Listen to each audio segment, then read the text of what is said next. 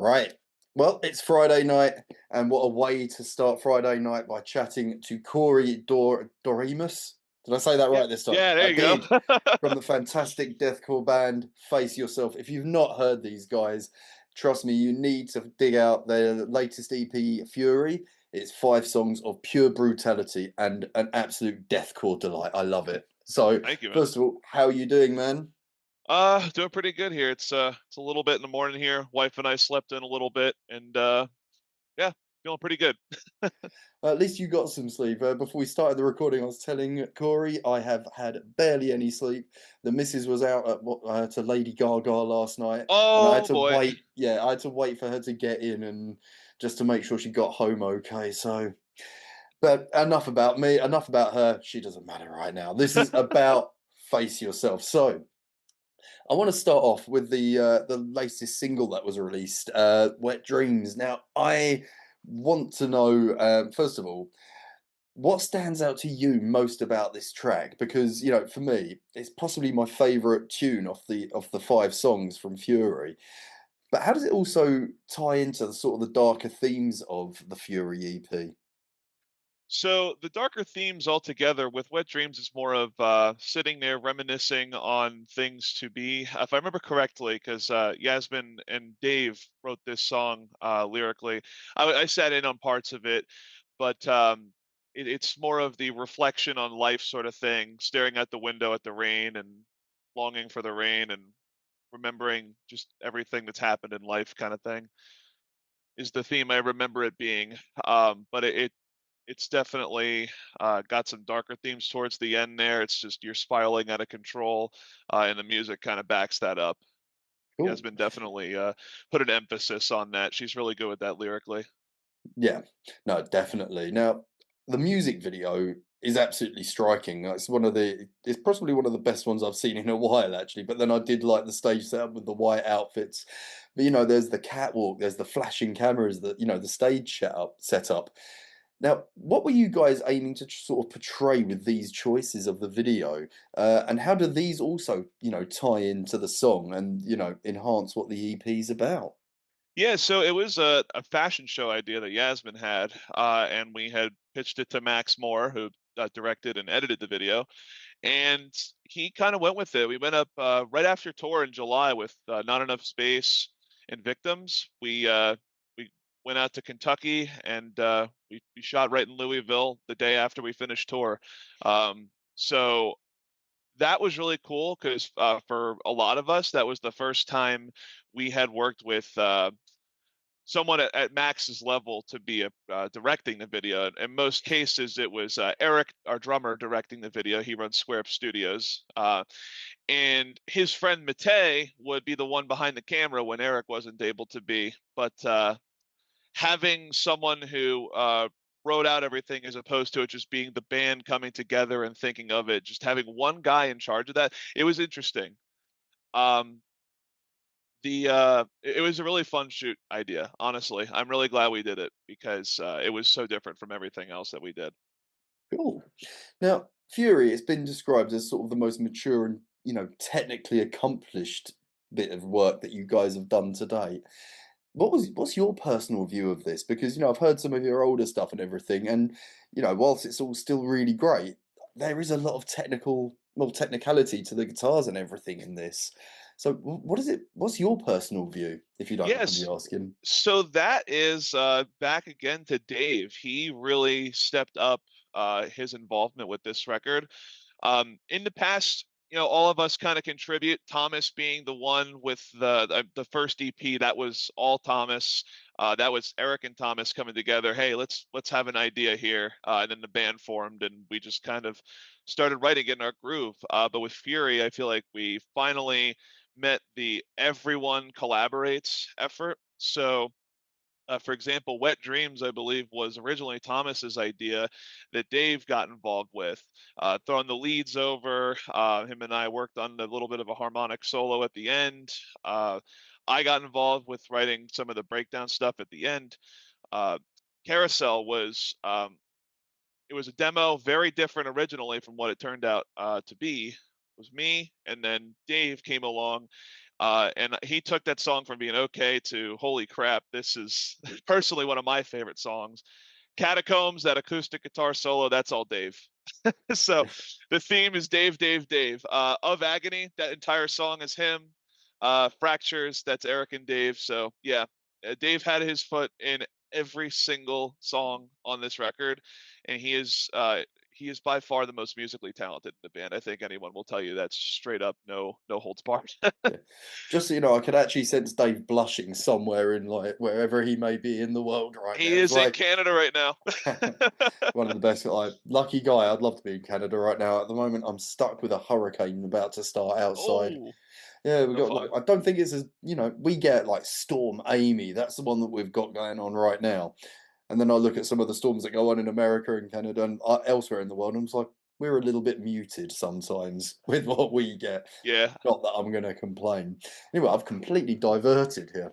Now, Martyr and Fury, they were sort of both written round about the same time, and they've both been released quite close to each other. Yes. How did you try and choose the tunes for each, well, I say record, each EP, and how did you sort of decide where they fitted? So a lot of it was down to kind of just pulling straws out of a hat. We have our demo encyclopedia that we keep, and most of the songs, it's just what do we want to pick, and it's really there's no rhyme or reason behind it a lot of the times. Um, for Martyr, we were well, me and Thomas were fighting like hell for what became Catacombs to be on that record because we liked that acoustic guitar solo so much. But once Dave got his hands on Carousel of Violence, we knew, okay, these two songs need to be paired together. Of Agony has a little bit of a darker vibe to it, so let's push that away for another release. So those three became kind of the centerpieces, with Fractures and Wet Dreams kind of just getting pumped out last minute. So those three, it was more of these have a bit of a different vibe than Cideration and everything else off of Martyr. Um, so let's separate these and work with what we got, and that left us with everything that's on Martyr. And that was also our first time working with Joey Sturgis, so we really wanted to pick some songs, really nail in what we want to release before we hit the studio with Joey, because that was all of our first time working with someone that high profile in Yeah. the music industry for production. It's been a pleasure with him.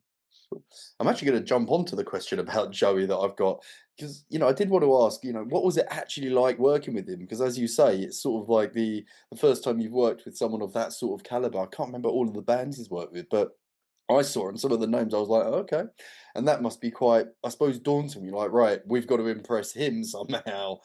What was it like, and what did he bring to the table? Did he sort of help bring out more of the tunes in a way that you didn't expect, perhaps? Yeah, he was an excellent six or there's six of us in the band. I forget that there's a ridiculous amount of us in this band.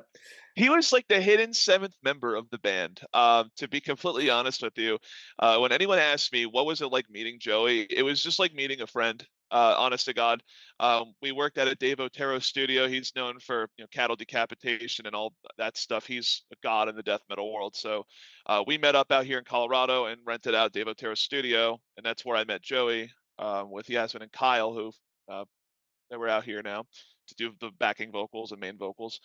So I walked to the door. Hey, Joey. Cool. Shake his hand and immediately just noticed, yeah, he fits the vibe. The dude's a goober.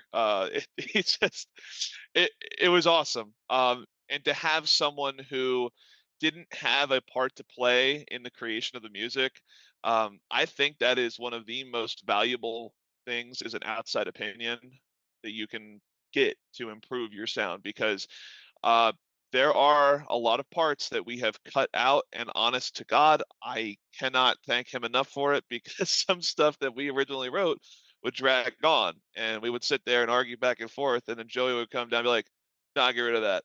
We're like, "Okay, cool." And then we would sit on it for a couple days and go, "You know what? He was right."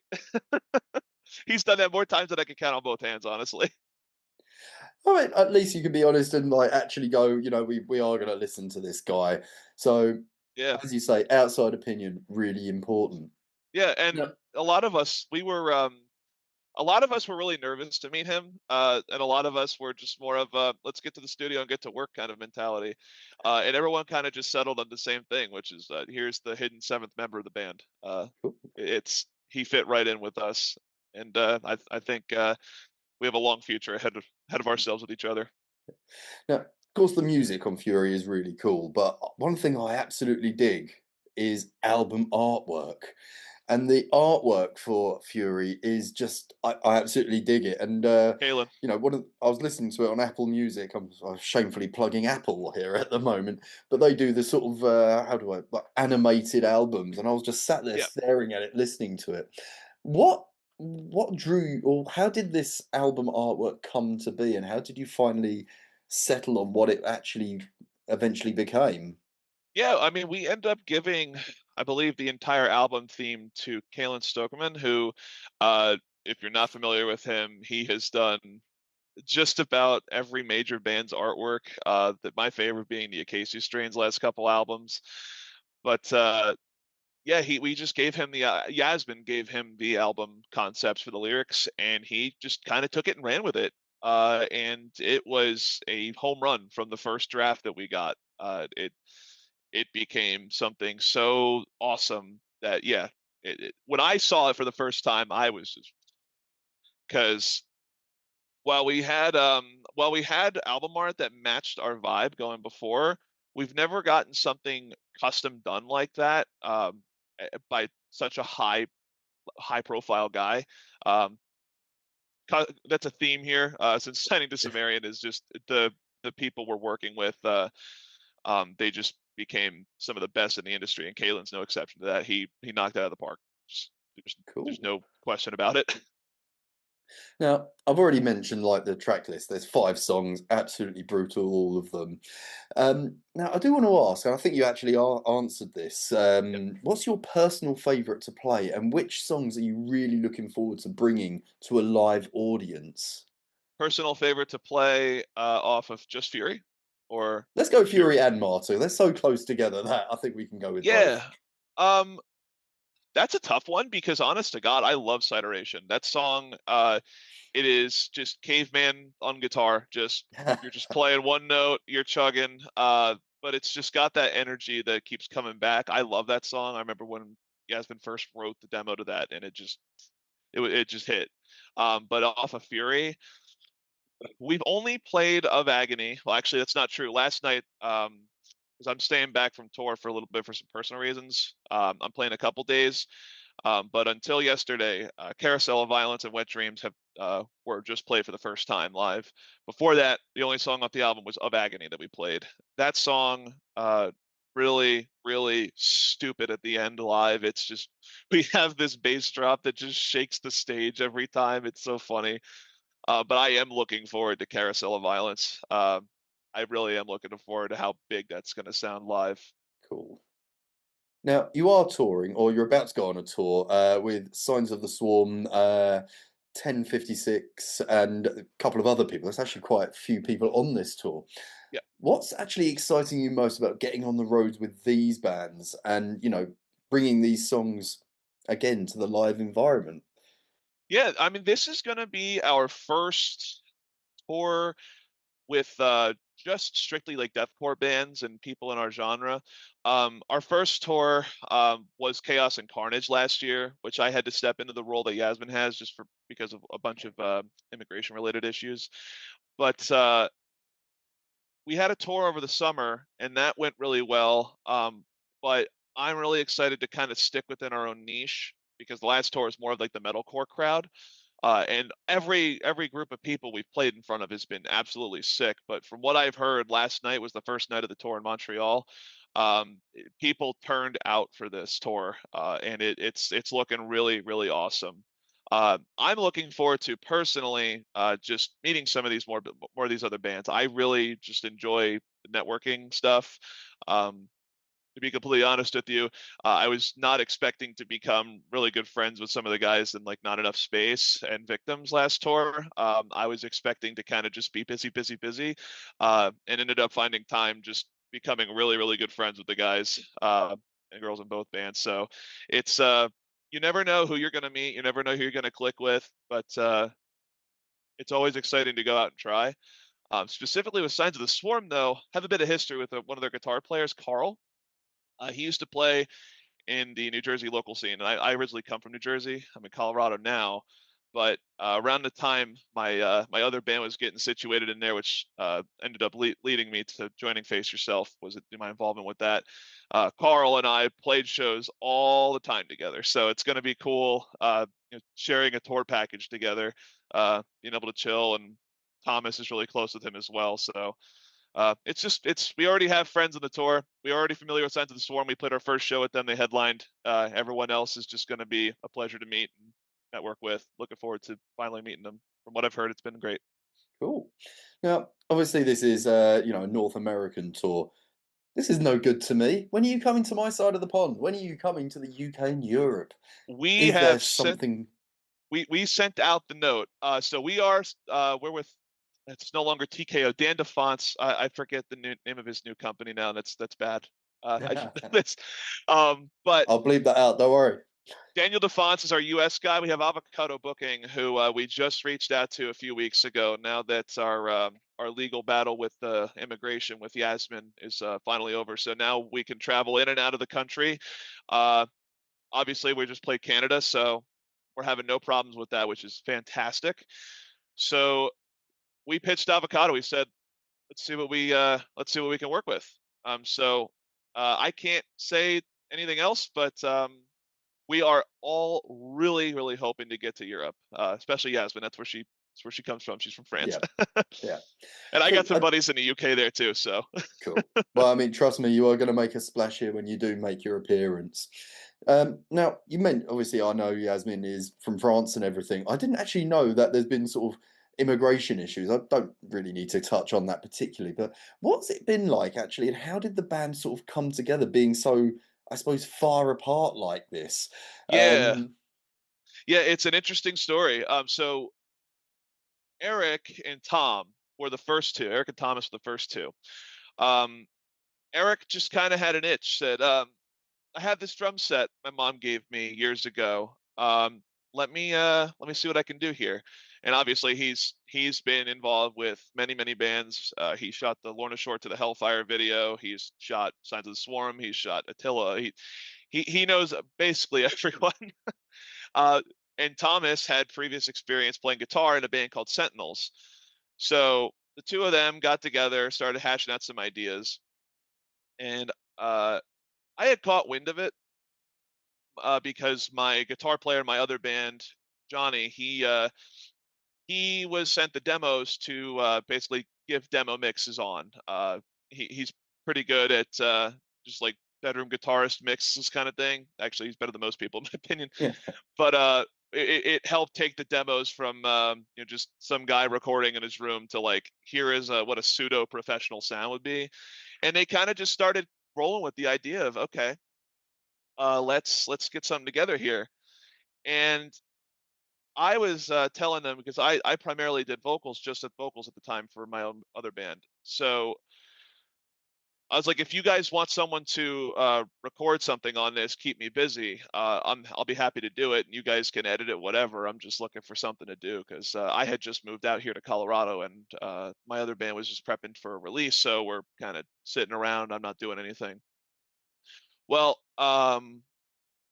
they were looking around at a whole bunch of other vocalists, and then eventually they settled on Yasmin, who was our first song we ever released, Hypothermia, Christian Roche. He had referred her to us in a post that Eric had made where the vocalist sat, kind of thing. And her TikToks just blew Thomas and Dave and Eric out of the way. So she was on board, and then they originally called me. Yasmin's first language is not English, so maybe if you want to help her like ghostwrite some lyrics or whatever. And they're like, we'll give you $50 a song.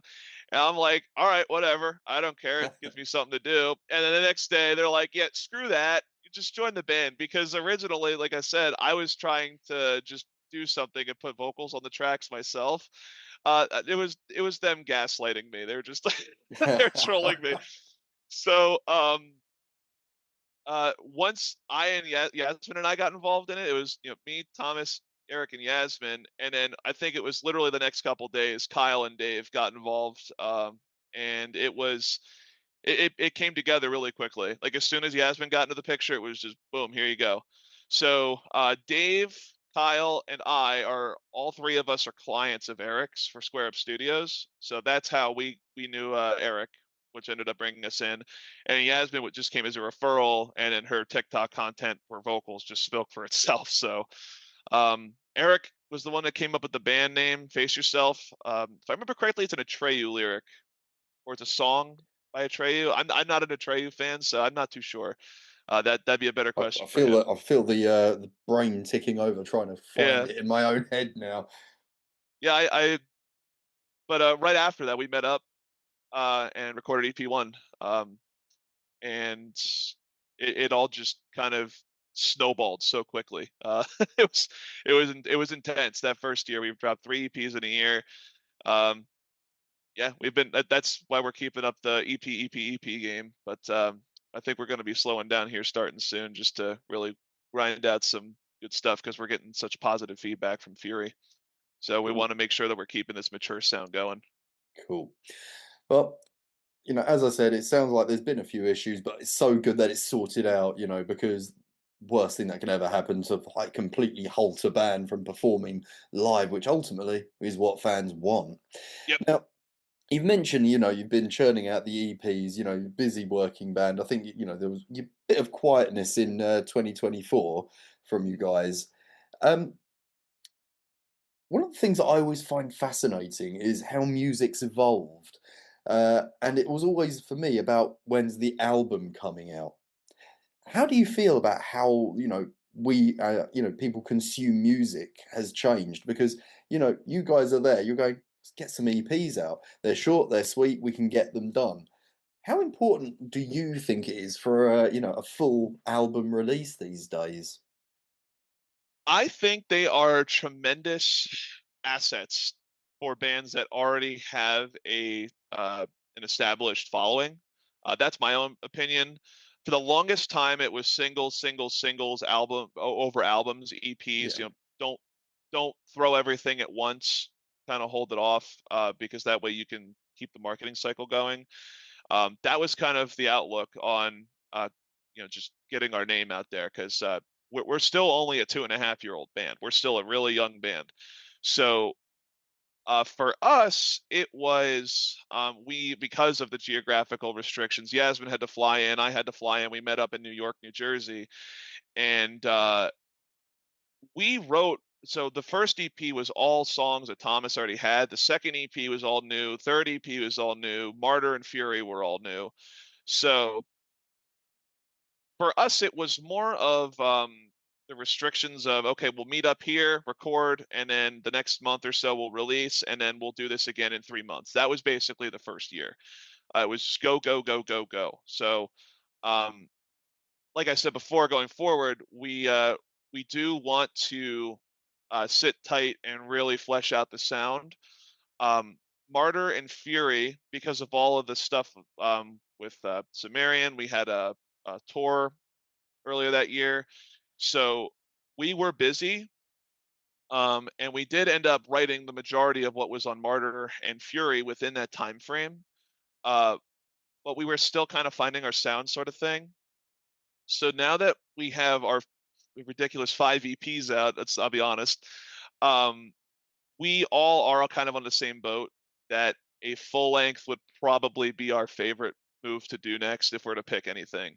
Um, just more so because the marketing behind it here is a big package of music, and we can really do a lot with themes off of that massive package alone. It's not just another quick 5 songs. It is here is a statement of the state of our sound, which every release is, but an album really is what's going to solidify that for us. So to us, a full length is going to be, let's take what we've done and let's really stamp in what we are, because we have been exploring and exploring this whole time. and I believe that whatever we do next, whether it is a full length or if it is something a little smaller, um, we want that to be consistent with what Fury is essentially, Cool. and we're hoping to do that in the form of a full length, I believe. Well, watch this space. I'm hoping for it. To be fair, I'm hoping for you to get your asses over this side of the pond more. But let's get an album moving. 'Cause that sounds cool. We're all on that boat. Yeah. So I've only got one more question for you, and I always like to end my interviews on something a little different. And Yeah. the theme I've fallen on at the moment is the zombie survival. So, if an apocalypse broke out, what would you do to survive? What's your plan, and how long would you make it, do you think? I mean, if you're up in Canada, all you technically need to do is go north. Yeah. So, so I'm not letting you choose that as an option because that's a cop out for me right there. So I don't know because zombies, if I'm going off of The Walking Dead and everything, they don't care about the cold. So the last thing I'd want to do is go north. I would probably want to go somewhere that's really hard to get to. And I live here in Colorado, so the mountains, they're not going to be easy to climb up. So just kind of chill up there. Um, that's essentially what I would do. And everyone asks like, "Oh, what would be your go-to weapon for a zombie apocalypse?" A crowbar all day, all night. You open stuff up. You can use it as like an axe. That that's the zombie apocalypse weapon. It's multifunctional in my opinion. Fair. See, mine very simple. I'm British. It's a cricket bat. That's the Can't way go forward. wrong. And then we yep, Can't and then go we wrong. head to the pub, have a nice cold pint, and wait for this all to blow over. Yep. So there we go. Corey, I want to thank you so much for taking your time to chat to us today. It's been an absolute pleasure. For Pleasure, everyone Damian. out there listening and watching this, you've got to check out both Fury, both Martyr, and everything that's come before. They're absolutely tremendous. Thanks so much, my friend. Enjoy the rest of your day. Take You care, too, mate. Damian. Bye. See you later. Bye.